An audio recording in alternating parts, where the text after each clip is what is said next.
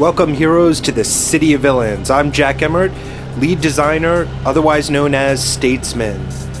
Now, in City of Villains, we introduce brand new gameplay unlike anything else you've ever seen. Visual tweaks galore, as you can see already with the bloom filter in the distance, as well as new vile costume options here on our villain. Yes, metallic sheen on the parts, as well as horrible scars, spikes, chains, anything you can imagine. And yes, folks, that's bump mapped water as well as refraction. City of Villains is going to set a new standard for MMPs in terms of looks and feel.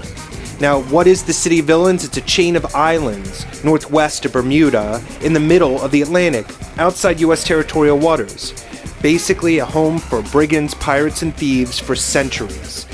Although it was originally founded by the French, it was later taken over by Arachnos and Lord Recluse.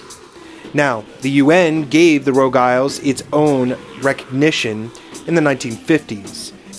It has its seat in the main body, which means that Lord Recluse has a territory to call his own. Other countries find this convenient because it is a no man's land, a place where almost any sort of business deal can be transacted. And also it keeps some level of control over the chaos that otherwise brews here. It's a mixture of 1940s Casablanca and 1990s Mogadishu.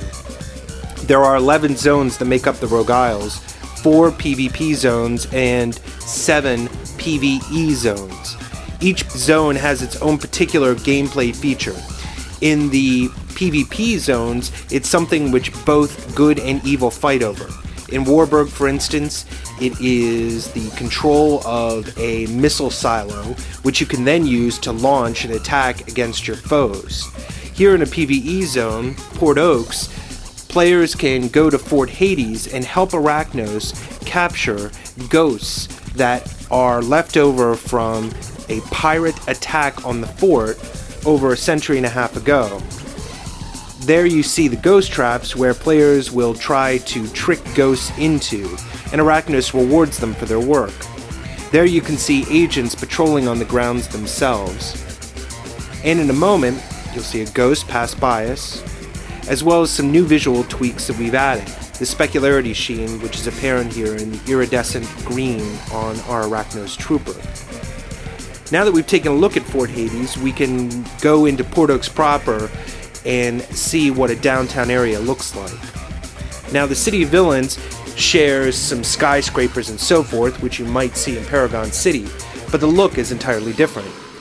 Here it's Gothic, betraying its original French roots. Also, things are more run down, more grimy, grittier, because after all, this is a place where villains fight amongst each other to get the notice of Lord Recluse, and perhaps even recruited into the ranks of Arachnos itself. Now, not all the gameplay takes here, folks. Some missions will take you into Paragon City, but this is where you as a villain have to make your way in order to become recognized as the world's worst.